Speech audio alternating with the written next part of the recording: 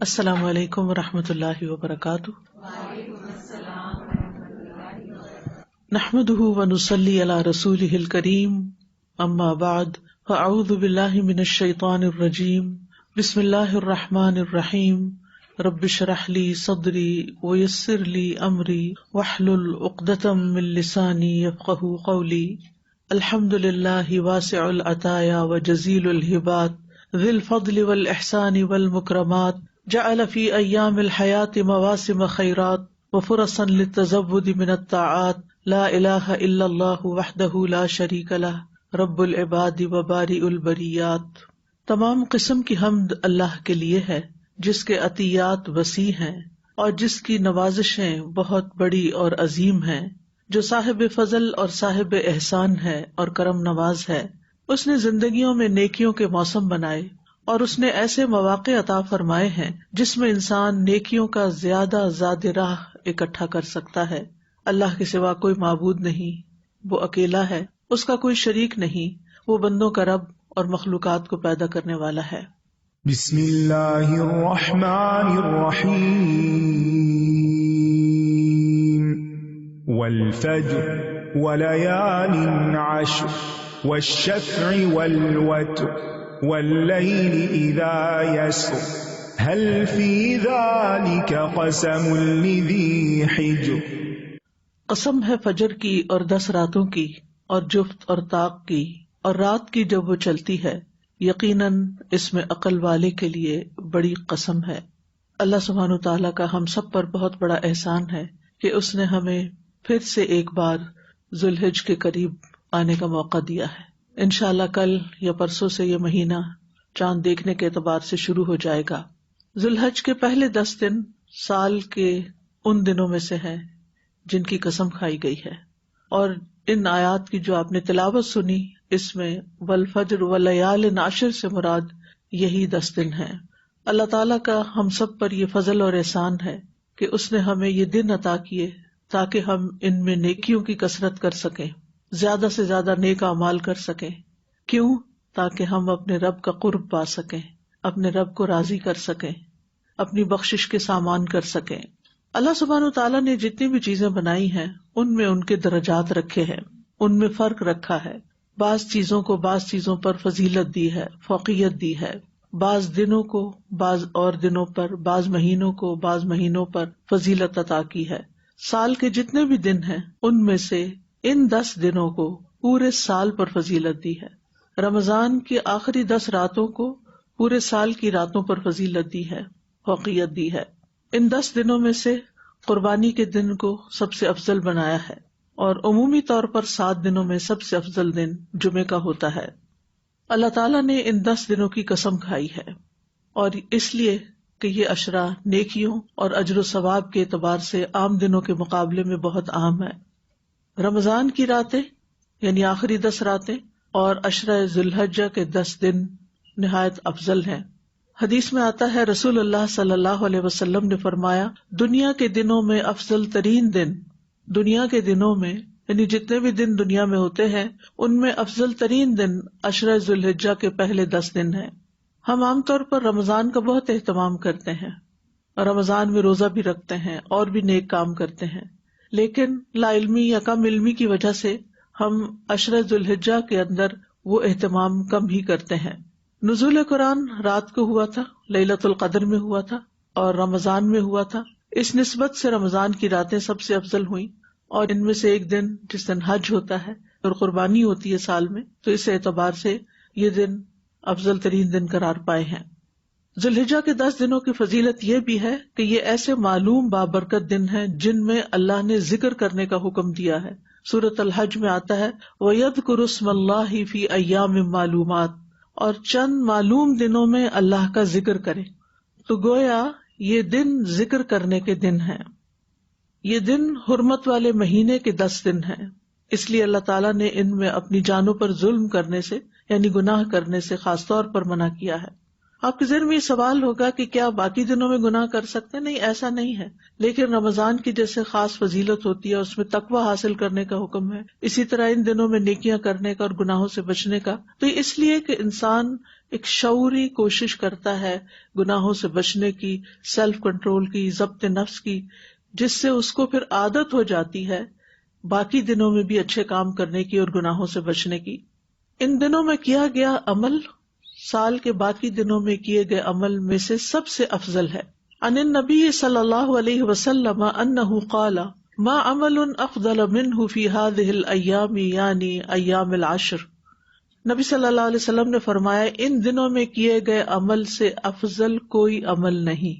ان دنوں میں کیے گئے عمل سے افضل بہتر کوئی عمل نہیں، یعنی عشرہ ذوالحجہ کے، یعنی سال کے جتنے بھی اور دن ہیں ان میں انسان جو جو نیکیاں کرتا ہے ان سب کے مقابلے میں ان 10 دنوں میں کی گئی نیکیاں اللہ تعالیٰ کو سب سے زیادہ محبوب ہیں، پسندیدہ ہیں، اور ان کا اجر کتنا ہے یہ تو اللہ ہی کو معلوم ہے. ان دنوں میں کیا کیا اعمال ہمیں کرنے چاہیے ان کی میں آگے تفصیل بتاؤں گی، لیکن ان دنوں میں جو بھی ہم کریں گے وہ بہت زیادہ پاکیزگی کا اور بڑے ثواب کا باعث ہوگا. ان دنوں میں ادا کیے جانے والے فرائض دیگر دنوں کے فرائض سے افضل ہیں، نوافل دیگر دنوں کے نوافل سے افضل ہیں. ابن عباس کہتے ہیں کہ نبی صلی اللہ علیہ وسلم نے فرمایا، صحیح بخاری کی یہ روایت ہے، جو عمل ان 10 دنوں میں کیا جائے اس کے مقابلے میں دوسرے دنوں کا کوئی عمل افضل نہیں. لوگوں نے عرض کیا کیا جہاد بھی اس کے برابر نہیں؟ آپ نے فرمایا جہاد بھی اس کے برابر نہیں، سوائے اس شخص کے جس نے اپنی جان اور اپنے مال کو خطرے میں ڈالا اور کوئی چیز واپس لے کر نہ لوٹا، یعنی شہید ہو گیا. وہ ایک اور فضیلت ہے، لیکن اس کے علاوہ کوئی اور عمل اتنا افضل نہیں جو کہ ان دنوں کے علاوہ کیا جائے. لہذا ان دنوں میں انسان کو شعوری طور پر زیادہ سے زیادہ نیکیوں کی طرف رغبت کرنی چاہیے اور دنیا کے کاموں کو پیچھے کر دینا چاہیے. ان دنوں میں بڑی بڑی عبادات جمع ہو جاتی ہیں. ابن حجر کہتے ہیں باقی دنوں کی نسبت ان دنوں کی فضیلت کا ایک سبب یہ بھی ہو سکتا ہے کہ ان 10 دنوں میں بڑی بڑی عبادتیں جمع ہو جاتی ہیں، جیسے نماز، روزہ، صدقہ، حج. عبادات کا یہ مجموعہ باقی دنوں میں نہیں ہوتا. ان دنوں میں حج ہوتا ہے جو کہ اسلام کے ارکان میں سے ایک عظیم رکن ہے. حج ادا کرنے والا گناہوں سے ایسے پاک ہوتا ہے جیسے ماں کے پیٹ سے بچہ پیدا ہوتا ہے تو وہ گناہوں سے پاک ہوتا ہے. اور حج کے بارے میں قرآن مجید میں آتا ہے وَأَتِمُّ الْحَجَّ وَالْعُمْرَةَ لِلَّهِ، اور حج مبرور کی جزا جنت کے سوا کچھ نہیں. یعنی حج کرنے والا اگر صحیح طور پر حج کرتا ہے، نیکیوں سے بھرپور، گناہوں سے پاک، تو اس کی جزا جنت کے علاوہ کچھ اور نہیں. ابو ہریرہ رضی اللہ عنہ کہتے ہیں کہ رسول اللہ صلی اللہ علیہ وسلم نے فرمایا ایک عمرہ دوسرے عمرے تک ان گناہوں کا کفارہ ہے جو ان کے درمیان کیے گئے ہوں، اور حج مبرور کی جزا تو جنت ہی ہے. ان دنوں میں یوم الترویہ ہے، یہ حج کا احرام باندھنے کا دن ہے جو 8 ذوالحجہ ہے. ان میں یوم عرفہ ہے، اور عرفات کا وقوف ہی دراصل حج کہلاتا ہے، الحج عرفہ. اور یہ بھی بہت بابرکت مبارک دن ہے. یہ وہ دن ہے جس میں اللہ نے اپنے دین کو مکمل کیا، اور اللہ تعالیٰ عرفہ والوں پر اپنا فخر فرماتا ہے، ان کے گناہ بخش دیتا ہے. اور یہ بخشش صرف ان کے لیے نہیں ہوتی بلکہ دیگر لوگوں کے لیے بھی ہوتی ہے. اس دن کی خاص برکت ہے. نبی صلی اللہ علیہ وسلم نے فرمایا بے شک اللہ عز و جل عرفہ کی شام اہل عرفہ کی وجہ سے اپنے فرشتوں کے سامنے فخر فرماتا ہے اور کہتا ہے کہ میرے ان بندوں کو دیکھو جو میرے پاس پراگندہ حال اور غبار آلود ہو کر آئے ہیں، یعنی تھکے ہارے آئے ہیں. یہ دن آگ سے آزادی کا دن ہے. حدیث میں آتا ہے، صحیح مسلم کی روایت ہے، اللہ تعالیٰ عرفہ کے دن سے زیادہ کسی دن اپنے بندوں کو دوزخ سے آزاد نہیں کرتا. یعنی سال میں سب سے زیادہ جس دن لوگ جہنم سے نجات پاتے ہیں وہ عرفہ کا دن ہوتا ہے، یعنی 9 ذوالحجہ کا. اور اللہ تعالیٰ اپنے بندوں کے قریب ہوتا ہے، پھر فرشتوں کے سامنے اپنے بندوں پر فخر فرماتا ہے.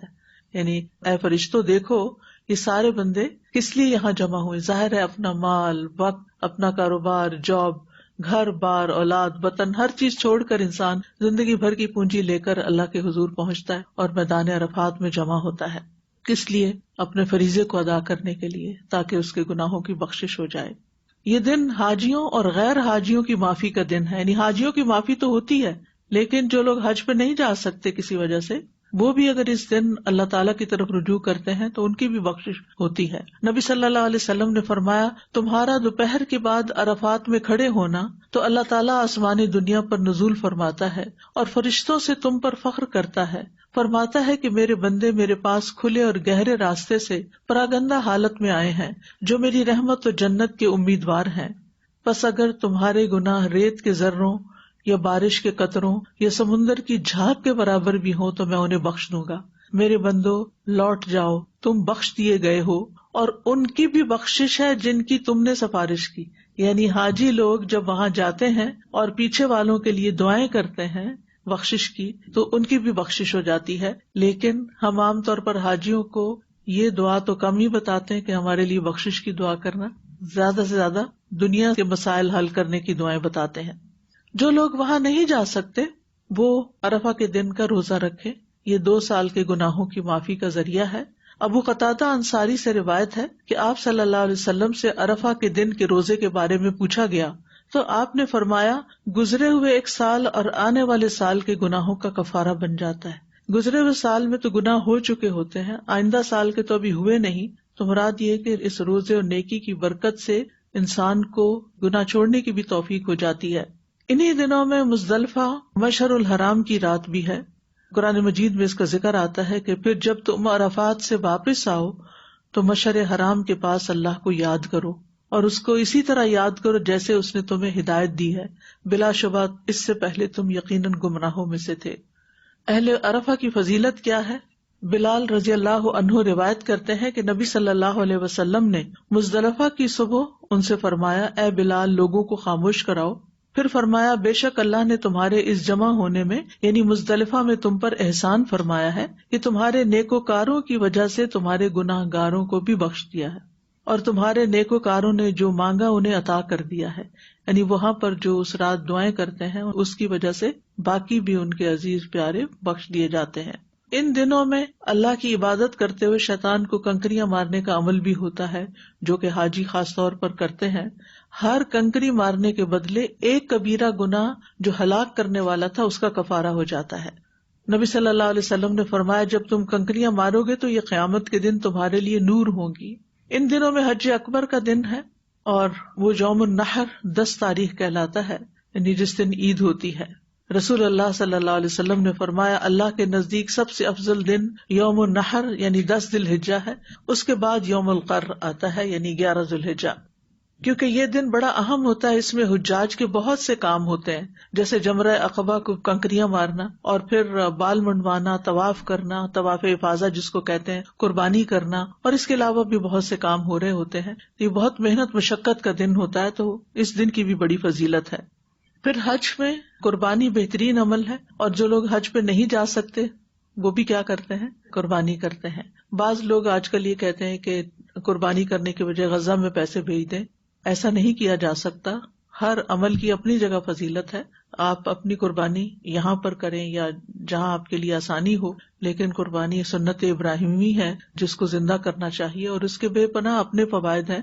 انہی دنوں میں یعنی 10 تاریخ کو عید بھی منائی جاتی ہے، اور یہ کھانے پینے کا دن ہوتا ہے، اور خاص طور پر جہاں قربانی ہوتی ہے اس قربانی کے گوشت کو پکا کر کھانا زیادہ افضل ہے۔ تو ان 10 دنوں کو غنیمت سمجھنا چاہیے کہ ہمارے پاس بہت قیمتی چیز آ رہی ہے جس سے ہم نے بھرپور فائدہ اٹھانا ہے، چن چن کے نیکیاں کرنی ہیں۔ قرآن مجید کی تلاوت کریں، اللہ کا ذکر کریں، امر بالمعروف کریں، نہی عن المنکر کریں، صدقات دیں، مال خرچ کریں، جو نیکی کر سکتے ہیں کریں۔ سلف صالحین ان دنوں میں عبادت میں انتھک محنت کرتے تھے، یعنی عام دنوں سے یہ دن مختلف ہونے چاہیے، اس میں عبادت زیادہ ہونی چاہیے، دیگر کاموں کے نسبت عبادت پہ فوکس ہونا چاہیے، جیسے رمضان میں آپ کا فوکس تھا۔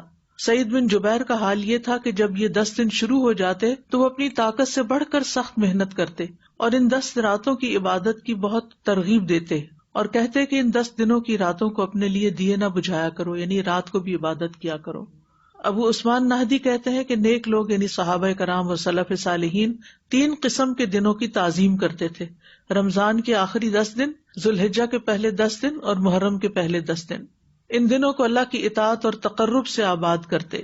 لیکن عجیب بات ہے کہ ہم رمضان میں ہی بس محنت کرتے ہیں، اس کے بعد پھر بھول جاتے ہیں، سست پڑ جاتے ہیں. تو ہمیں زیادہ سے زیادہ نیکی کرنا چاہیے. اللہ تعالیٰ فرماتے ہیں وَمَن تَطَوَّعَ خَيْرًا فَإِنَّ اللَّهَ شَاكِرٌ عَلِيمٌ.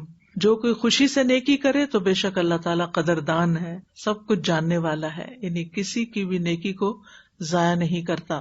اور اس میں ہر طرح کا عمل، جیسے فرائض ہیں، سنن ہیں، واجبات ہیں، مستحبات ہیں، ہر طرح کی چیزیں جو ہیں وہ شامل ہیں نیکیوں میں.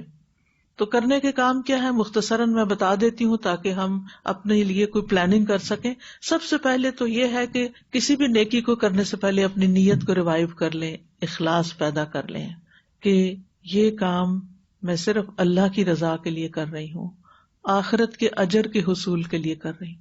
یعنی ان 10 دنوں میں انشاءاللہ جو بھی عمل کریں گے وہ صرف اور صرف اللہ تعالیٰ کی خوشی کے لیے، دنیا کی کسی نام بری کے لیے نہیں، اور آخرت میں اجر پانے کے لیے. اور پھر یہ بھی یاد رکھیے کہ اللہ تعالیٰ صرف خالص عمل قبول کرتا ہے. اور دنیا کی زندگی ایک امتحان ہے، اور اس امتحان کا مقصد یہ ہے کہ دیکھا جائے کہ لوگ عمل کیا کرتے ہیں. تو ان اعمال میں جو بھی اچھا عمل کریں، ایک تو سنت کے مطابق ہو اور دوسرا خلوص کے ساتھ کیا گیا ہو. پھر یہ کہ اخلاص کس طرح حاصل ہوگا اور اس میں کیا کیا چیزیں مد نظر رکھنی ہے آپ نے. نمبر 1، ہر نیکی آخری نیکی سمجھ کر کریں. ہر نیکی آخری نیکی سمجھ کر کریں کہ پتہ نہیں اگلے سال یہ 10 دن مجھے ملتے ہیں یا نہیں ملتے، کیا خبر، ہو سکتا ہے یہ میری زندگی کا آخری عشرہ ذوالحجہ ہو. اور ہمیں آخری نیکی سمجھ کے اس لیے بھی کرنا چاہیے کہ ہمیں حکم دیا گیا وَلَا تَمُوتُنَّ إِلَّا وَأَنْتُمْ مُسْلِمُونَ، کہ تمہاری موت فرمانبرداری کے عالم میں ہی ہو. پھر اسی طرح یہ ہے کہ چھپ کے عبادت کرنے کی کوشش کریں، تنہائی کی عبادت، تنہائی میں آنسو بہانا، آہیں بھرنا، تڑپنا. اور پھر خلوت کی عبادت کو جلوت کی عبادت سے بہتر کریں، یعنی جو لوگوں کے سامنے کر رہے ہیں اس سے زیادہ خشوع اور خضوع اور طوالت اس عبادت میں جو آپ اکیلے کر رہے ہیں. پھر یہ ہے کہ نیکیوں کو اللہ کا حکم سمجھ کر کریں، نہ کہ عادتاً کہ مجھے عادت ہے تہجد کی تو اس لیے میں کر رہی ہوں. نہیں، اللہ تعالیٰ کو پسند ہے، اللہ تعالیٰ کے قرب کا ذریعہ، اس لیے یہ کام کر رہی ہوں. اسی لیے اگر آپ ان دنوں میں عبادات کے علاوہ کسی غریب کی مدد کرتے ہیں، کسی کی دلجوئی کے لیے عیادت کرنے چلے جاتے ہیں، تو ان سب کو بھی اللہ تعالیٰ کی خوشنودی کا ذریعہ سمجھے. لا تحتقرن من المعروف شیئا، نیکی کے کسی کام کو بھی حقیر نہ سمجھے.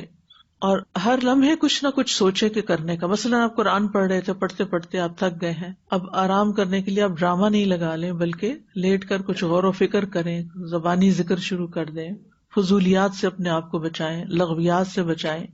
پھر یہ ہے کہ اپنی عبادت پر مطمئن نہ ہو، یہ نہ سمجھے کہ میں نے بہت کچھ کر لیا ہے، بلکہ اور کرنے کی فکر کریں. اہل جنت ان اوقات پر بس حسرت کریں، یعنی جنت میں ایک ہی غم ہوگا، اور وہ کیا کہ دنیا میں وہ وقت ہم نے اللہ کے ذکر کے بغیر کیوں گزار دیا. پھر یہ کہ نیکی کر کے اللہ سے قبولیت کی دعا کریں اور استغفار کریں، یعنی ڈرتے ہوئے نیکی کریں اور پھر کر کے کوئی فخر تکبر نہ ہو، بلکہ اللہ سے دعا کریں کہ اللہ تعالیٰ قبولیت عطا فرمائے. اخلاص کے بعد دوسرا کام جو ہے وہ سچی توبہ کرنا ہے. اپنے گناہوں کو یاد کریں، ان پہ روئیں اور ان کا نام لے کر اللہ سے معافی مانگیں کہ اللہ میں نے یہ بات فلاں کو کہہ دی تھی جس سے وہ ہرٹ ہو گیا تھا. پھر اسی طرح لوگوں کو معاف کر دیں، یعنی آپ چاہتے ہیں کہ آپ کی توبہ قبول ہو تو آپ لوگوں کو بھی معاف کر دیں. اور لوگوں کو معاف کرنے کے لیے پہلے آپ تنہائی میں پریکٹس کر لیں، امیجنیشن میں، یعنی میں لوگوں کو معاف کر رہی ہوں اور صرف اللہ کی خاطر کر رہی ہوں، اور نام لے لے کر جنہوں نے بھی آپ کو دکھ دیا ان کو معاف کریں. اور اسی طرح لوگوں سے معافی مانگ بھی لیں.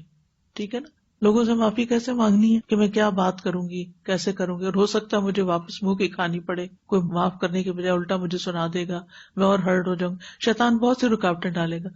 تو آپ مانگتے رہیں، 1 دفعہ نہیں، 2 دفعہ، 3 دفعہ، لیکن اپنے گناہوں کی معافی مانگنا بہت ضروری ہے. پھر یہ ہے کہ گناہوں سے کنارہ کشی بھی کرنی ہے، ندامت بھی اختیار کرنی ہے، دوبارہ گناہ نہ کرنے کا ارادہ بھی کرنا ہے، نیکی کے کاموں کی طرف دوڑنا بھی ہے. ابن قیم کہتے ہیں کہ توبہ کی منزل سب سے پہلی، درمیانی اور سب سے آخری منزل ہے. بندہ اس سے علیحدہ نہیں ہو سکتا، اس کو اپنی موت تک اسی میں قائم رہنا چاہیے، یعنی ہر حال میں توبہ کرتے رہنا چاہیے، زندگی کے اختتام تک، کاموں کے اختتام تک. اور ابن رجب کہتے ہیں جو توبہ نہیں کرتا وہ خطرے میں ہے. ٹھیک ہے نا؟ پھر یہ ہے کہ عزم اور ارادہ پختہ کرنا ہے نیکی کے کاموں کا، نیک اعمال کی شدید حرص رکھنی ہے. اللہ سے توفیق مانگنی ہے. والذین جاہدوا فینا لنہدینہم سبلنا، اور جو لوگ ہماری راہ میں جد و جہد کرتے ہیں ہم یقیناً انہیں اپنی راہیں دکھا دیتے ہیں. جو محنت کرے گا اللہ تعالیٰ اس کو توفیق دے گا، نیک اعمال کی طرف دوڑنے والے بنے. والسابقون السابقون اولئک المقربون فی جنات النعیم ثلۃ من الاولین وقلیل من الآخرین. اور جو پہل کرنے والے ہیں وہی آگے بڑھنے والے ہیں. یہ انتظار نہ کرے کوئی اور کر رہا ہے یا نہیں کر رہا، ایک دوسرے سے پوچھتے رہے تم نے روزہ رکھا، تم نے رکھا، اگر رکھا تو کوئی بھی نہیں رکھ رہا تو میرے کوئی بات نہیں، میں بھی نہیں رکھتی. اس کا انتظار نہ کرے کہ اور کوئی کرے تو پھر آپ شروع کریں. آپ گھر میں شروع کر لیں. آپ نے گھر والوں کو بتا دیا کہ روزہ رکھنا ہے، اگر وہ اٹھیں تو ٹھیک، ورنہ آپ رکھ لیں. کیونکہ سب سے بڑی تبلیغ انسان کے عمل سے ہوتی ہے، باتوں سے کم ہوتی ہے، عمل سے زیادہ ہوتی. لہٰذا بتانے سے زیادہ خود کرنا شروع کر دیں، جو بھی اللہ آپ کو توفیق دے. ٹھیک ہے اگر آپ کا کوئی عذر معذوری ہے، مجبوری ہے، آپ نہیں تہجد پڑھ سکتے، نہیں آپ روزہ رکھ سکتے، لیکن توفیق بھی مانگے. اور اس کے علاوہ جو کام آپ کر رہے ہیں، مثلا اشراق میں آپ طویل قرات کر سکتے ہیں، جیسے رمضان کی راتوں میں آپ کرتے تھے نا، تراویحاں پڑھتے تھے، تو راتیں بہت چھوٹی ہوگی، بعض اوقات دیر سے سوتے ہیں تہجد کے لیے، اٹھ نہیں پاتے، تو پھر آپ کیا کریں، اشراق کا وقت وہ بڑا کھلا وقت ہوتا ہے، اس وقت طویل قرات کر لیں. پھر یہ کہ نیکیوں کا شوق اسی وقت ہوگا جب اللہ سے محبت ہوگی. کوئی جس سے محبت ہوتی ہے نا، اس کے لیے کچھ بھی کرنا مشکل نہیں ہوتا. اس میں انسان قربانی کرتا ہے، سیکریفائس کرتا ہے، اپنی پسندیدہ چیز بھی دوسرے کو دے دیتا ہے، اپنا آرام اور نیند وہ بھی قربان کر دیتا ہے. تو نبی صلی اللہ علیہ وسلم نے خاص طور پر تلقین کی کہ جس میں 3 چیزیں ہوں گی وہ ایمان کی حلاوت پالے گا، اللہ اور اس کے رسول تمام موجودات سے، تمام چیزوں سے زیادہ محبوب ہوں، اور جس سے محبت کرے اللہ کی خاطر کرے، اور ایمان کے بعد کفر کی طرف لوٹنا اتنا ناپسند ہو جیسے آگ میں جانا. تو بہرحال تمام محبتیں اور اخلاص صرف اللہ کے لیے ہو. مثلاً اولاد سے محبت اس لیے کہ وہ اللہ کی فرما بردار ہے، شاگردوں سے محبت اس لیے کہ وہ میرے لیے صدقہ جاریہ ہیں، صحابہ سے محبت اس لیے کہ وہ رسول اللہ صلی اللہ علیہ وسلم سے محبت کرتے تھے. تو یہ یعنی لوگوں سے بھی جو محبت ہے وہ بھی بامقصد ہونی چاہیے. یہ نہیں کہ بس جس چیز پہ دل آ گیا وہ صحیح ہے یا غلط ہے اس کے پیچھے لگ گئے. اور ان سب چیزوں سے بڑھ کر اللہ تعالیٰ سے محبت، والذین آمنوا اشد حبا للہ. اچھا، نیکیوں میں سب سے اہم ترین چیز جس کو آپ نے فوکس کرنا وہ نماز ہے، کہ نمازوں کی حفاظت کرنی ہے، اول وقت میں نمازیں ادا کرنے کی کوشش کرنی ہے، خشوع و خضوع کے ساتھ نماز پڑھنی ہے، اور دن میں جو 12 رکعت سنت پڑھنی ہے اس کی پابندی ضروری ہے. کیونکہ جو شخص دن میں 12 رکعتیں ادا کرے اس کے لیے جنت میں ایک گھر بنا دیا جاتا ہے. 4 رکعتیں ظہر سے پہلے، 2 رکعتیں ظہر کے بعد، 2 رکعتیں مغرب کے بعد، 2 رکعتیں عشاء کے بعد، اور 2 رکعتیں فجر سے پہلے، اور 2 رکعتیں ظہر کے بعد بھی ہوں گی. پھر اس کے علاوہ بھی نوافل جتنا بھی آپ پڑھ سکیں، کیونکہ سجدوں کی کثرت جو ہے یہ انسان کے درجات بلند کرتی ہے. تہجد کی نماز کے لیے کوشش کریں، توفیق مانگیں. اور بہترین تہجد کی نماز وہ ہے جس میں طویل قرات ہو. چاشت کے نوافل، اور مردوں کے لیے خاص طور پر جماعت سے نماز ادا کرنا. دوسری چیز ہے نماز کے بعد جس کی فکر آپ نے کرنی ہے وہ اللہ کا ذکر ہے. نبی صلی اللہ علیہ وسلم نے فرمایا کوئی دن اللہ کے ہاں ان 10 دنوں سے زیادہ عظمت والا نہیں، اور نہ ہی کسی دن کا عمل اللہ تعالیٰ کو ان 10 دنوں کے عمل سے زیادہ محبوب ہے. پس تم ان 10 دنوں میں کثرت سے تحلیل یعنی لا الہ الا اللہ، تکبیر اللہ اکبر، اور تحمید الحمدللہ کہو. یعنی ان 10 دنوں میں زیادہ سے زیادہ لا الہ الا اللہ، اللہ اکبر اور الحمدللہ. نبی صلی اللہ علیہ وسلم نے فرمایا کیا میں تمہیں بہترین عمل نہ بتاؤں جو تمہارے مالک کے نزدیک اچھا اور پاکیزہ ہے، تمہارے درجات کی بلندی کا ذریعہ بھی ہے، اور سونا چاندی خرچ کرنے سے بھی بہتر ہے، اور اللہ کی راہ میں جہاد کرتے ہوئے تمہارے کفار کی گردنیں مارنے اور ان کے تمہاری گردنیں مارنے سے بھی افضل ہے. صحابہ نے عرض کیا کیوں نہیں؟ آپ نے فرمایا اللہ تعالیٰ کا ذکر، یعنی یہ اتنا افضل عمل ہے. اور پھر اگر ذکر کی عادت ہوگی تو مرتے وقت بھی انشاءاللہ کلمہ نصیب ہوگا. یعنی مومن کی جان نکل رہی ہوتی ہے اور وہ اللہ کے ذکر میں مشغول ہوتا ہے، اور ایسے لوگ سبقت کرنے والے ہیں، نیکیوں میں آگے بڑھنے والے ہیں. اور قرآن مجید میں یہ بھی آتا ہے کہ اللہ کا ذکر ہر چیز سے بڑھ کر ہے، وَلَذِكْرُ اللَّهِ اکبر. اور عشرہ ذوالحجہ میں سب سے افضل ذکر کیا ہے؟ کوئی شک نہیں کہ سب سے افضل ذکر جو ہے وہ کلام اللہ کا پڑھنا ہے، قرآن کی تلاوت. ایون اگر آپ اپنے سبق کو پڑھ رہے ہیں، کلاس اٹینڈ کر رہے ہیں، قرآن کو سیکھ رہے ہیں، ترجمہ یاد کر رہے ہیں، تجوید پڑھ رہے ہیں، اپنا سبق دہرا رہے ہیں، اگر حفظ شروع کیا ہوا ہے تو اس کو آپ پڑھ رہے ہیں، تو یہ ذکر میں افضل ترین عمل ہے، یعنی قرآن کے ساتھ تعلق۔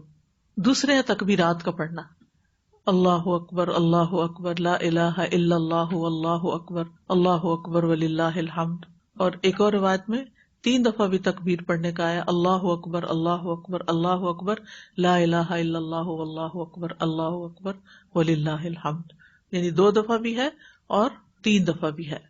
تیسری چیز، یعنی پہلی چیز ہے قرآن کی تلاوت، قرآن کا پڑھنا، قرآن کا سمجھنا، جس بھی حال میں جیسے بھی آپ قرآن کے ساتھ نماز میں پڑھیں ویسے دیکھ کے تلاوت کریں، زبانی تلاوت کریں، اس کا ترجمہ پڑھیں، تفسیر پڑھیں، یہ سارا افضل ترین ذکر ہے۔ اس کے بعد دوسری چیز تکبیرات، تیسری چیز دنیا اور آخرت کی بھلائی کی دعائیں کرنا۔ اور علماء کہتے ہیں کہ افضل ذکر میں سے ایک وہ دعا ہے جس کو اللہ تعالیٰ نے اپنی کتاب میں ان ایام کے ساتھ ملایا ہے۔ کون سی دعا؟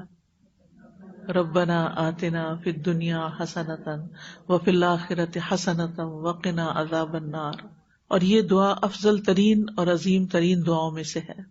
حضرت انس سے روایت ہے، وہ کہتے ہیں کہ نبی صلی اللہ علیہ وسلم کی اکثر یہ دعا ہوا کرتی تھی، اللہم ربنا آتنا فی الدنیا حسنۃ وفی الآخرۃ حسنۃ وقنا عذاب النار۔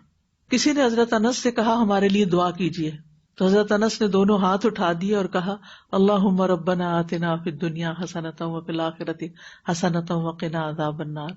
تو اس پر اس شخص نے کہا کہ اور بھی کچھ مانگیے، تو حضرت انس نے کیا کہا، اس ذکر اور دعا کے بعد مزید کوئی دعا نہیں کی جا سکتی، سبھی کچھ مانگ لیا۔ ربنا آتنا فی الدنیا حسنۃ، دنیا میں بھی سب اچھائیاں دیتے اور آخرت میں بھی دے دے، بس پھر اس کے بعد کیا، جب ساری چیزوں کو شامل کر لیا۔ یہ سب کو دعا آتی ہے ماشاءاللہ آپ کو، اور پڑھتے بھی رہتے ہیں، لیکن کیا اہتمام کرتے ہیں؟ نہیں کرتے نا۔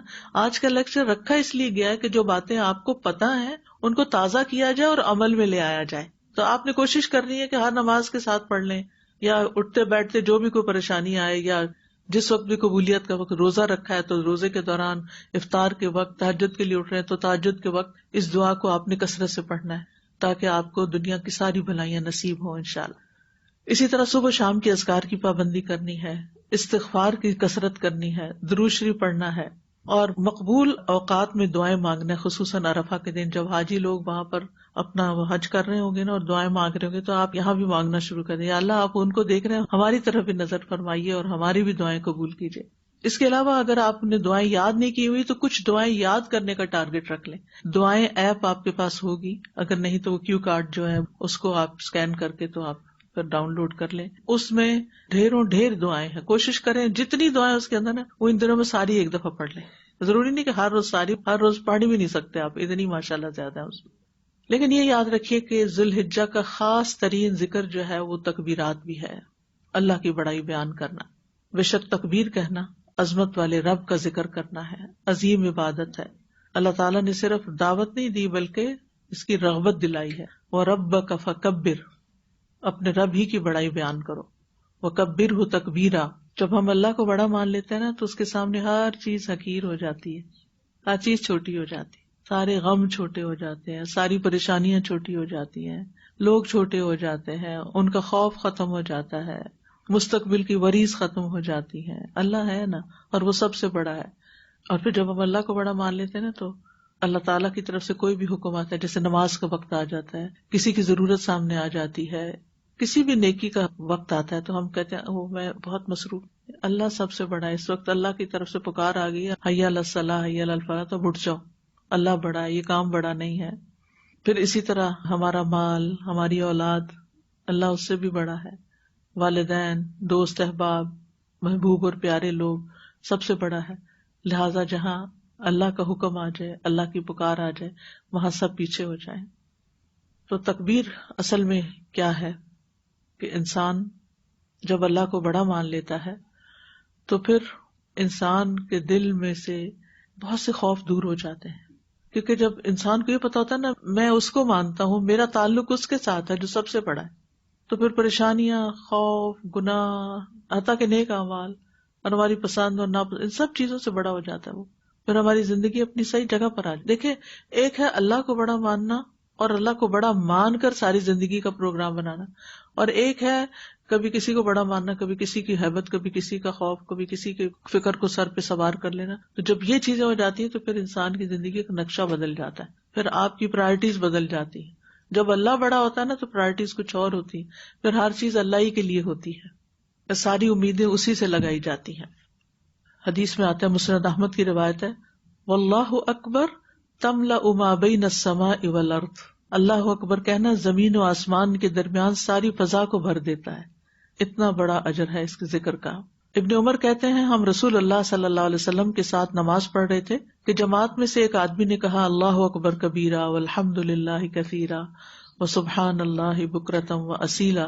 تو آپ نے فرمایا اس طرح کے کلمات کہنے والا کون ہے؟ جماعت میں سے ایک آدمی نے عرض کیا اللہ کے رسول میں ہوں. آپ نے فرمایا مجھے تعجب ہوا کہ اس کے لیے آسمان کے دروازے کھولے گئے، یعنی اس کلمے کو اوپر اٹھانے کے لیے آسمان کے دروازے کھول دیے گئے. ابن عمر کہتے ہیں پھر میں نے ان کلمات کو کبھی نہیں چھوڑا جب سے اس بارے میں نے نبی صلی اللہ علیہ وسلم کو یہ فرماتے ہوئے سنا ہے. تو یہ جب آپ اللہ اکبر کہتے ہیں نماز کے شروع میں، تو اس وقت بھی آپ یہ پڑھ سکتے ہیں.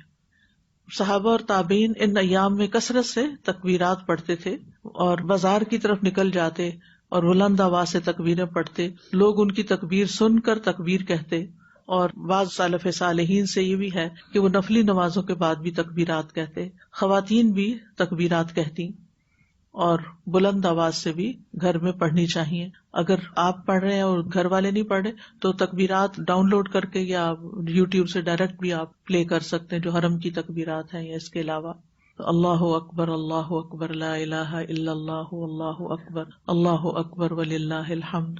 باہر سائن بورڈ بھی لگا ہوا ہے، وہاں سے بھی آپ دیکھ کے یاد کر سکتے ہیں. اس کا کارڈ بھی ہے تو آپ بک اسٹور سے ضرور لے لیجئے تاکہ آپ گھر جا کے سامنے لگائیں تاکہ آپ کو یاد رہے. ایک چھوٹا سا بروشر ہے کرنے کے کام. یہ جو میں چیزیں آپ کو بتا رہی ہوں نا، ان کو بلٹس کے فارم میں یہاں لکھ دیا گیا ہے. یہ نوٹس ہیں ایک طرح کے، تاکہ اگر آپ سے کوئی چیز مس ہو جاتی ہے تو آپ یہ بھی کر سکتے ہیں کہ اس پیپر کو سیدھا کر کے لگا دیں. اس کے دوسری طرف جو ہے وہ تکبیرات ہیں. آپ یہ بھی کر سکتے ہیں کہ دو لے لیں اور ایک طرف سے تکبیرات سامنے رکھ لیں اور دوسری طرف سے جو کرنے کے کام ہے ان کو کر لیں. تکبیرات کا کارڈ بک اسٹور سے لے کے سامنے رکھیں گے تو انشاءاللہ چلتے پھرتے یاد آ جاتے. پچھلے دنوں وہ جو کارڈ چھپا ہے نا ایمان بڑھانے کا، تو وہ میں نے سامنے ہی کہیں رکھ دیا. آپ یقین کریں جب میں وہاں سے گزرتی ہوں تو میں کوئی دعا پڑھ لیتی ہوں. تو میں اتنا اللہ کا شکر ادا کرتی ہوں کہ سامنے ریمائنڈر رکھا ہوا ہے اور مجھے توفیق ہو رہی ہے کہ میں اس کو پڑھ لوں، اور جو اس میں سے دعا یاد نہیں اس کو یاد بھی کر لوں. تو اس طرح کی چھوٹی چھوٹی چیزیں جو ہیں یہ ہمارے لیے بہت بڑا خزانہ ہے کہ جو ہمارے اعمال میں بہت اضافے کا باعث بنتی ہیں. اور نہ صرف یہ کہ خود پڑھیں بلکہ اپنے دوست احباب کے لیے بھی تحفے میں بھی لے کر ان کو دیں. پھر یہ ہے کہ قبولیت کے اوقات میں خاص خاص دعائیں مانگیں. سحری کے وقت والمستغفرین بالاسحار، کیونکہ سحری کے وقت آپ رات کے آخری حصے میں استغفار کرتے ہیں تو اس وقت کا خاص ذکر جو ہوتا ہے وہ استغفار ہوتا ہے. آپ سحری تیار کر رہے ہیں، سحری کھا رہے ہیں، بیچ بیچ میں اللہ تعالیٰ سے بخشش مانگتے رہیں. پھر یہ کہ دوسروں کے لیے بھی دعائیں مانگنی ہے ہم نے، صرف اپنے لیے نہیں مانگنی بلکہ تمام مومن مردوں عورتوں زندہ مردہ سب کے لیے مانگنی ہے. اور اگر آپ کی دعاؤں کی وجہ سے ان کو کوئی فائدہ پہنچتا ہے، ان کی بخشش ہو جاتی ہے، وہ سارا اجر بھی آپ کو مل جائے گا. اور جب انسان کسی کے لیے کوئی خیر خواہی کا کام کرتا ہے تو پلٹ کے آپ کے اپنے اوپر آتی ہے. پھر یہ ہے کہ ان 10 دنوں میں اللہ سے تجارت کریں. قرآن کی تلاوت کثرت سے کر کے ہر حرف پہ 10 نیکیاں ملتی ہیں. ابن رجب کہتے ہیں نفلی اعمال میں عظیم عمل جس کے ذریعے انسان اللہ تعالیٰ کا تقرب حاصل کرتا ہے، قرب حاصل کرتا ہے، وہ قرآن کی کثرت سے تلاوت کرنا ہے اور اس کو غور و فکر تدبر اور خوب سمجھ کر سننا ہے. تو الحمدللہ آپ لوگ خوش قسمت ہیں، یہاں روز آتے ہیں اور اپنے سبق پڑھتے ہیں اور اس کو پھر گھر جا کے دہراتے بھی ہیں، پھر اس کا ٹیسٹ کی تیاری کرتے ہیں، تو سارا وقت قرآن کے ساتھ گزرتا ہے. لیکن ان دنوں میں شعوری طور پر ایک عبادت سمجھ کے اس کو کرنا ہے، ہوم ورک سمجھ کے نہیں کرنا بلکہ عبادت سمجھ کر کرنا ہے. کیونکہ قرآن غموں کا علاج ہے، قرآن شفا ہے، قرآن سکون کا ذریعہ ہے. ہمارے دل کو اس کی ضرورت ہے. ہم اپنے دل کو اور چیزوں سے بہلاتے رہتے ہیں، وہ وقتی طور پہ ذرا سا بہل جاتا ہے. جیسے بچے کو اگر بھوک لگی ہو نا، شدید بھوک لگی ہو، تو ماں کو سمجھ نہ آ رہی ہو تو وہ کیا کرتی ہے، کبھی بچے سے باتیں کرتی ہے، اس کو ہنساتی ہے، کبھی اس کو کھلونا دکھاتی ہے، کبھی اس کو باہر ونڈو سے دکھاتی ہے، وہ دیکھو. وہ یہ چند سیکنڈ کے لیے تو دیکھتا ہے، پھر کیا کرتا ہے، پھر رونے لگتا ہے. پھر وہ اس کو کچھ اور دیتی ہے اور پھر وہ رونے لگتا ہے، پھر وہ رونے لگتا ہے. جب اس کو کھانا ملتا ہے یا اس کو دودھ ملتا ہے ماں کا، تو اس کا سارا غم دور ہو جاتا ہے، اس کا سارا رونا دھونا ختم ہو جاتا ہے، پھر وہ ہنسنا شروع کر دیتا ہے، مسکرانا شروع کر دیتا ہے، کھیلنا شروع کر دیتا ہے، سکون میں آ جاتا ہے. آپ دیکھتے ہیں بچہ سکون میں آ جاتا ہے.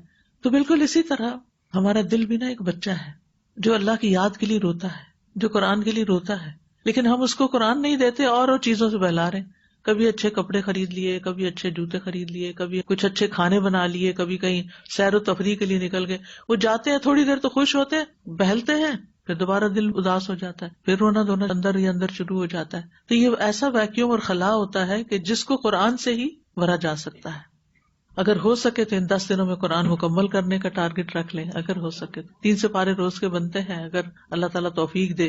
اور اس کے علاوہ یہ بھی کر سکتے ہیں آپ کے قرآن کی لسننگ بھی کریں. مثلا اگر آپ گھر کے کام کا ظاہر ہے وہ بھی فریضہ ہے اور وہ بھی نیکی کا کام ہے، تو کام کرتے ہوئے اپنا قرآن کی تلاوت لگا لیں، قرآن کی تفسیر لگا لیں، اپنے حفظ کی دہرائی کر لیں، کوئی نئی سورت یاد کر لیں کہ میں نے 2024 کے ذی الحجہ میں یہ سورت یاد کی تھی. کوئی بھی ایک سورت کا ٹارگٹ رکھ لیں. پھر اسی طرح یہ ہے کہ دوسروں تک قرآن کا پیغام پہنچائیں اور لوگوں کو دعوت دیں. اس کے علاوہ بندوں کے حقوق بھی ادا کریں، جن میں سب سے پہلے یہاں صدقہ خیرات آتا ہے. صدقہ جو ہے وہ انسان کے ایمان کے سچا ہونے کی علامت ہے کہ انسان اللہ کو واقعی مانتا ہے، کیونکہ وہ اپنا مال اللہ کی خاطر دوسرے کو دیتا ہے یا اپنا وقت دیتا ہے. اس کے علاوہ صدقہ جو ہے وہ بری موت سے بچاتا ہے، گناہوں کو ختم کرتا ہے، رب کے غضب کو بجھا دیتا ہے، مال میں برکت اور رزق میں اضافے کا سبب ہے. یعنی آپ دوسروں پہ خرچ کرتے ہیں، ان کے دلوں سے دعائیں نکلتی ہیں، نتیجتاً آپ کے رزق میں اور برکت ہوتی ہے. اور یاد رکھیے پھر سے کہ ان دنوں میں کیا جانے والا صدقہ سال بھر کے صدقات سے زیادہ افضل ہے.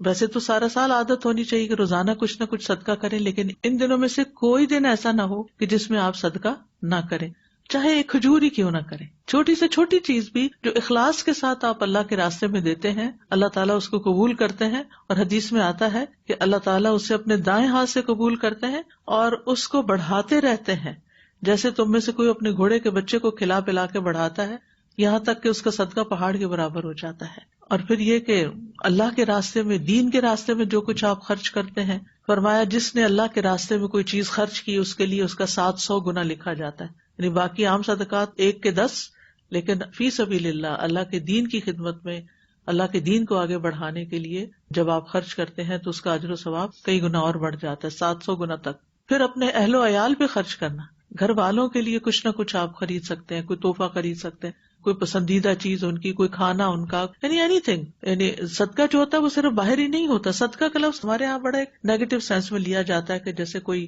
میل ہو اور بس وہ صرف فقراء کو، یعنی شوہر اپنی بیوی کو جو دیتا ہے وہ بھی اس کے حق میں صدقہ لکھا جاتا ہے، ایک چیریٹی ہوتا ہے وہ بھی. رسول اللہ صلی اللہ علیہ وسلم نے فرمایا افضل دینار جو آدمی خرچ کرتا ہے وہ دینار ہے جو وہ اپنے اہل و عیال پہ خرچ کرتا ہے. یعنی کہ گھر والوں کے لیے گروسری نہیں اور ان کے پاس کھانے کو نہیں اور آپ سب کچھ باہر ہی بانٹ رہے ہیں. اور وہ دینار جس کو آدمی اللہ کے راستے میں اپنے جانور پر خرچ کرتا ہے، یعنی اپنی سواری پر خرچ کرتا ہے. اور وہ دینار جو وہ اللہ کے راستے میں اپنے ساتھیوں پہ خرچ کرتا ہے، یعنی دین کے دوستوں پر. پھر ابو قلابہ نے کہا کہ اس شخص سے بڑھ کر کون زیادہ اجر حاصل کرنے والا ہے جو اپنے چھوٹے بچوں پر خرچ کرتا ہے، یعنی ان کی ضروریات، ان کی خوشیوں کا خیال اور ان کو مانگنے سے بچاتا ہے، یا اللہ اس کے ذریعے ان کو نفع دیتا ہے اور ان کو غنی کر دیتا ہے. یعنی بچوں کو اگر کوئی بزنس کرنا ہے یا بچوں کو اپنے پاؤں پہ کھڑا ہونا ہے یا ان کی شادی ہے یا ان کی دیگر ضروریات ہیں تو اس میں بھی آپ ان پر خرچ کرتے ہیں اور نیکی اور ثواب سمجھ کر تو وہ بھی آپ کے لیے باعث اجر ہوتا ہے. اسی طرح رشتہ داروں پر خرچ کرنا. اب یہ سارے آپ نوٹ کر لیجئے نا، تو پھر ان کی چیک لسٹ بنائی کہ میں نے رشتہ داروں کو کیا دیا، میں نے اپنے اوپر کیا خرچ کیا، اپنے گھر والوں پہ کیا کیا. ابو ہریرہ کہتے ہیں کہ جو شخص صلہ رحمی کے لیے جتنا عطیہ دیتا ہے، یعنی رشتوں کو جوڑنے کے لیے، اللہ اس کے مال میں اتنا ہی اضافہ کرتا ہے، یعنی رشتہ داروں کو دینے سے کچھ کم نہیں ہوتا.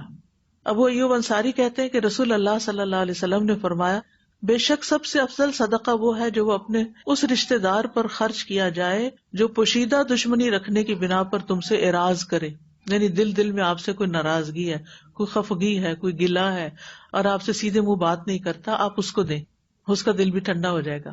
پھر یتیموں اور مساکین پر خرچ کرنا، مسافروں پر خرچ کرنا، طالب علموں پر خرچ کرنا.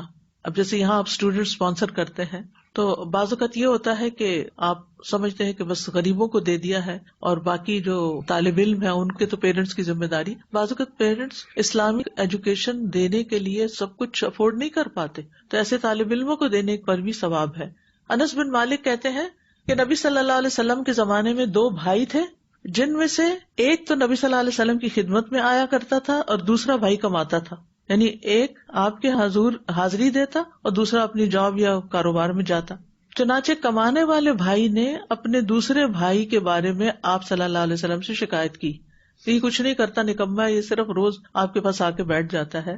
آپ نے فرمایا شاید کہ تم اسی کی وجہ سے رزق دیے جا رہے ہو, یہ جو تم اس پہ خرچ کر رہے ہو نا, کیونکہ ظاہر ہے کہ نبی صلی اللہ علیہ وسلم کے پاس آ کر بیٹھیں گے تو سیکھیں گے نا, کہ ساری زندگی ہمیشہ کے لیے تو نہیں تھے, وہ تو ایک مخصوص وقت کے لیے وہاں پر تھے. اور اگر صحابہ نہ سیکھتے اور اصحاب صفہ اگر نہ سیکھتے تو پھر کیا حاصل ہوتا, اور یہ دین ہم تک کیسے پہنچتا. اگر آپ کی زکوٰۃ ڈیو ہے آگے پیچھے اس مہینے کے, تو اس مہینے میں اہتمام کے ساتھ آپ دے سکتے ہیں, اس کا بھی اجر کئی گنا بڑھ جائے گا. پھر اسی طرح ایک آپ کلیننگ کرتے ہیں, اسپرنگ کلیننگ جس کو کہتے ہیں, وہ رمضان میں مسلمانوں کی ہوتی ہے کہ گھر سے زائد ضرورت کی چیزیں جو ہیں وہ نکالتے ہیں. اور ایک جو ہے ان 10 دنوں میں بھی آپ کر سکتے ہیں کہ ایکسٹرا کلودنگ, ایکسٹرا چیزیں جو سال بھر کبھی استعمال ہی نہیں کی, بس ایسی الماریاں بھری ہوئی ہیں, لدی ہوئی ہیں چیزیں, ان میں سے بھی نکالیں اور دیں. اور اسی طرح کوئی اپنی پسندیدہ چیز اللہ کے راستے میں دیں, ٹھیک ہے نا. لن تنالوا البر حتی تنفقوا مما تحبون. پھر روزوں کی باری آتی ہے. رسول اللہ صلی اللہ علیہ وسلم نے فرمایا یوم عرفہ کے روزے کے بارے میں اللہ سے امید کرتا ہوں کہ وہ گزشتہ 1 سال اور آئندہ 1 سال کے گناہوں کا کفارہ ہو جائے گا. اگر آپ 9 دن سارے رکھ لیں تو بہت ہی اچھا, 10ویں دن تو عید نہیں رکھنا. لیکن اگر آپ نہیں رکھ سکتے سارے دن, تو منڈے تھرسڈے رکھ لیجیے. اگر وہ بھی نہیں ہو سکتا تو یوم عرفہ کا روزہ تو ضرور رکھ لیجیے. رسول اللہ صلی اللہ علیہ وسلم نے فرمایا جو شخص اللہ کی راہ میں 1 دن کا روزہ رکھے گا, یعنی اللہ کی رضا کے لیے, اللہ کی خاطر, اللہ اس کے چہرے کو 70 سال کی مسافت کے برابر آگ سے دور کر دے گا. ایک روزے کا اتنا اجر و ثواب ہے. پھر اسی طرح اگر آپ کے قضاء شدہ روزے رہتے ہیں تو وہ بھی ان دنوں میں رکھے جا سکتے ہیں, یعنی نفلی بھی ہو جائیں گے ایک طرح سے اور قضاء بھی ہو جائیں گے. 9 ذی الحجہ کا الگ سے رکھیں گے, باقی آپ 8 دن کے روزے کوئی قضاء اس میں پوری کر سکتے ہیں. پھر خدمت خلق ہے, صلہ رحمی ہے. ان دنوں میں رشتہ داروں کو, دوستوں کو, قریب والوں کو ضرور دیکھیں. والدین سے حسن سلوک زندہ ہے تو ان کو کوئی گفٹ دیں, ان سے ملاقات کریں, ان سے کال کر کے بات کریں, اور اگر فوت ہو چکے ہیں تو ان کی طرف سے کچھ نہ کچھ صدقہ ضرور کریں ان دنوں میں. اور پھر یہ کہ رشتہ داروں کے ساتھ حسن سلوک, صلہ رحمی کا طریقہ بھی یہی ہے کہ آپ کوئی میسج بھیجیں, کوئی پیغام بھیجیں. مثلاً آپ جیسے 9 ذی الحجہ ہے اس دن یا اس سے پہلے بھی, کہ اللہ تعالیٰ آپ کو خیریت سے رکھے. میں آپ کو بتانا چاہتی ہوں کہ آج کے دن میں نے اپنی دعاؤں میں بہت سا حصہ آپ کے لیے مقرر کیا ہے, بس یہ میسج کر دیں. یہ میں صرف سیمپل بتا رہی ہوں, اس کے علاوہ جو آپ کا جی چاہے کریں. لیکن یہ ہے کہ اگر آپ یہ میسج کسی رشتہ دار کو بھیجیں گے تو اس کے دل کا حال کیا ہوگا, اچھا میرے لیے دعا کی ہے. تعلقات کتنے اچھے ہو جائیں گے. اور صلہ رحمی کرنا جنت میں لے جانے والا عمل ہے. پھر اسی طرح اگر قریب ہے تو وزٹ کا کوئی انتظام ہو سکتا ہے, لیکن یہ کہ وہ عید کا دن ہی رکھے. عید کے علاوہ پھر آپ کی عبادتیں جو ہے نا وہ متاثر ہوں گی. اور پڑوسیوں کی خبر گیری کریں, کچھ نہ کچھ ان کو بھیجیں, ضرورت مندوں کی مدد کریں, سلام کو عام کریں, آتے جاتے چلتے پھرتے سلام کریں, گھر میں بھی باہر بھی. دین کی تعلیم اور تبلیغ کے کاموں میں حصہ لیں, والنٹیئر کریں اجتماعی بھلائی کے کاموں میں. اور پھر ہے اگلا کام کرنے کا, گناہوں اور نافرمانیوں سے بچنا, کیونکہ جب تک ہم گناہ نہیں چھوڑتے نا تو نیکیاں بھی انویلڈ ہوتی جاتی ہیں. پھر اس کی مثال ایسے ہی ہے کہ آپ بہت ہیلدی فوڈ کھاتے ہیں, لیکن کوئی ایک ایسی جنک فوڈ آپ کھا رہے ہیں کہ جو ساری اچھی غذا کا اثر ہی خراب کر رہی ہے اور آپ کو بیمار کر رہی ہے. تو گناہ جو ہوتا ہے نا دلوں کو بیمار کر دیتے ہیں, جو دلوں کی اداسی, پریشانی اور غم کا باعث بنتے ہیں, دل فتنے میں پڑ جاتے ہیں. تو اس لیے گناہوں اور نافرمانیوں سے بچنا بہت ضروری ہے, کیونکہ اللہ تعالیٰ فرماتے ہیں فَلَا تَظْلِمُوا فِيهِنَّ أَنفُسَكُمْ, ان مہینوں میں اپنی جانوں پر ظلم نہ کرو. پھر یہ ہے کہ کرنے کے کاموں میں نبی صلی اللہ علیہ وسلم کی سنتوں کو زندہ کرنا, روزمرہ کے سنتوں کو اپنائیں. مثلا بسم اللہ پڑھ کے ہر کام کرنا, بیٹھ کے پانی پینا, کھانا. پھر اسی طرح وضو کے ساتھ سونا یا وضو کے بعد کی دعائیں پڑھنا, بہت سارے کام ہو سکتے ہیں. پھر زبان کی حفاظت، خاص توجہ دینی ہے زبان کی حفاظت کی طرف.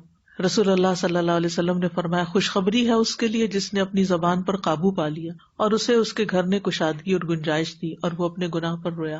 پھر اپنے اوقات کی حفاظت کرنا، یعنی بہت زیادہ سوئیں نہیں ان دنوں میں، اتنا بس سوئیں کہ آپ اپنا باقی کام کر سکیں. اور پھر اسی طرح سوشل نیٹ ورکس جو ہیں ان میں زیادہ مشغول رہ کے اپنا وقت ضائع نہ کریں، کیونکہ یہ دن پتہ نہیں دوبارہ زندگی میں آتے ہیں یا نہیں آتے، اور اس میں ایک ایک نیکی کا کام جو ہے وہ بے پناہ اجر کا باعث ہے. اور ویسے بھی آپ دیکھیں من حسن اسلام المرء ترکہ ما لا یعنی، اپنی زندگی سے لایانی چیزوں کو نکال دیں. جو فضول قسم کی چیزیں نا ان کو کرتے ہوئے سوچیں کہ اس کا مجھے آخرت میں کیا ملے گا یہ جو میں کر رہا ہوں. پھر 9 ذی الحجہ کا خاص عمل جو ہے وہ روزہ رکھنا ہے اور 2 سال کے گناہوں کا کفارہ ہے. اور پھر یہ ہے کہ اپنے گھر والوں کو بھی شوق دلائیں. 10 ذی الحجہ کا خاص عمل قربانی ہے، یعنی اس دن کا سب سے افضل عمل اللہ کے راستے میں جانور قربان کرنا ہے. رسول اللہ صلی اللہ علیہ وسلم نے فرمایا اللہ کے نزدیک سب سے عظیم ترین دن 10 ذی الحجہ اور پھر 8 ذی الحجہ ہے. اور رسول اللہ صلی اللہ علیہ وسلم کے سامنے قربانی کے لیے 5 یا 6 اونٹوں کو پیش کیا گیا، جن میں سے ہر ایک نبی صلی اللہ علیہ وسلم کے قریب ہونے کی کوشش کر رہا تھا کہ نبی صلی اللہ علیہ وسلم پہلے اس کو ذبح کریں. اور قربانی کا لفظ جو ہے نا قرب سے ہے، یعنی اس خون بہانے سے اللہ کا قرب حاصل ہوتا ہے. اور اللہ تعالیٰ کا حکم بھی ہے نبی صلی اللہ علیہ وسلم کو، اور ان کے توسط سے ہمیں فصلی لربک وانحر، یعنی قربانی کو نماز کے ساتھ بیان کیا گیا یہاں. اور پھر یہ نبی صلی اللہ علیہ وسلم کی سنت ہے، اور نبی صلی اللہ علیہ وسلم نے امت کو تاکید بھی کی ہے. آپ نے فرمایا اے لوگو ہر سال ہر گھر والوں پر قربانی، یعنی ایک قربانی بھی ہو تو سب اس میں شریک ہو سکتے ہیں اجر و ثواب میں. تو جو قربانی کرے گا وہ اپنے ناخن اور بال نہیں کاٹے گا، یہ بھی خیال رکھیے. اور اپنے قربانی کے جانور کو زیادہ سے زیادہ طاقتور اور موٹا فربا کرنا چاہیے، اچھا جانور خریدنا چاہیے، صرف نمبر نہیں لگوانا کہ ہاں ہم نے کر دی. اور قربانی کے دن کرنے کے کام کیا ہے کہ عید کے دن کی سنتوں پر عمل کرنا ہے، عید کی نماز کا اہتمام کرنا ہے، عزیز و اقارب سے ملنا ہے، اور پھر یہ کہ قربانی کا گوشت کھانا اور دوسروں کو کھلانا بھی ہے. لیکن ریاکاری کے کام چھوڑیں کہ بکرے کی تصویریں نکال کے آپ سوشل میڈیا پہ پوسٹ کریں اور لوگوں کو دکھائیں کہ ہم نے یہ کیا ہے. اور پھر ذو الحجہ کا چاند جب نظر آئے تو کوشش کریں آج شام چاند دیکھنے کی دعا پڑھنی ہے. اللہم اہلہ علینا بالیمن والایمان والسلامۃ والاسلام ربی وربک اللہ. اور پھر چاند نظر آتے ہی تکبیرات شروع کر دیں، کیونکہ جب کوئی تکبیر پڑھتا ہے تو اس کو خوشخبری دی جاتی ہے. پوچھا گیا کس کی؟ فرمایا جنت کی. پھر بال اور ناخن نہیں کاٹنے، اور جو قربانی کی استطاعت نہیں رکھتا وہ بھی قربانی کا اجر انشاءاللہ پائے گا اگر وہ یعنی عید والے دن اپنے ناخن کاٹتا ہے اور صفائی کرتا ہے اپنی. اس کے علاوہ دوسروں کو ایجوکیٹ کرنا اس دن کے بارے میں، یہ میں ہر ایک کو ریکمینڈ کروں گی کہ کم از کم ہر ایک سیٹ اس کا ضرور لے. کہ احادیث ہیں جو خوبصورت لکھی گئی ہیں. یوم عرفہ کا روزہ گناہوں کی بخشش کا ذریعہ ہے، گھر میں بھی لگا سکتے ہیں، اپنے قریب ترین گروسری اسٹور میں لگا دیں. پھر اسی طرح دنیا کے دنوں میں سب سے افضل دن ذو الحجہ کے 10 دن ہیں. پھر یہ ہے کوئی دن اللہ تعالیٰ کے ہاں ان 10 دنوں سے زیادہ عظمت والا نہیں، اور نہ ہی کسی دن کا عمل اللہ تعالیٰ کو ان 10 دنوں کے عمل سے زیادہ محبوب ہے. بس تم ان 10 دنوں میں کثرت سے تحلیل، تکبیر اور تحمید کہو. تو یہ ریمائنڈر ہے، گھر میں بھی لگا سکتے ہیں، اور آپ قریب ترین گروسری اسٹورز یا کپڑوں کی دکان یا جہاں بھی لوگ زیادہ جاتے ہیں وہاں پر آپ لگا سکتے ہیں. تو بہرحال یہ چند کرنے کے کام ہیں. اللہ سبحانہ وتعالی ہمیں ان 10 دنوں سے بھرپور فائدہ اٹھانے کی توفیق دے، اور ہمیں بہترین نفع مند علم عطا فرمائے جس کے ساتھ ہم زیادہ سے زیادہ نیک اعمال کرتے جائیں. اللہ تعالیٰ دنیا بھر میں مسلمانوں کی مدد فرمائے اور پریشان حال لوگوں کی پریشانیاں دور فرمائے. ربنا آتنا فی الدنیا حسنۃ وفی الآخرۃ حسنۃ وقنا عذاب النار. وآخر دعوانا ان الحمد للہ رب العالمین. سبحانک اللہم وبحمدک اشہد ان لا الہ الا انت استغفرک واتوب الیک. السلام علیکم ورحمۃ اللہ وبرکاتہ. وعلیکم السلام ورحمۃ اللہ.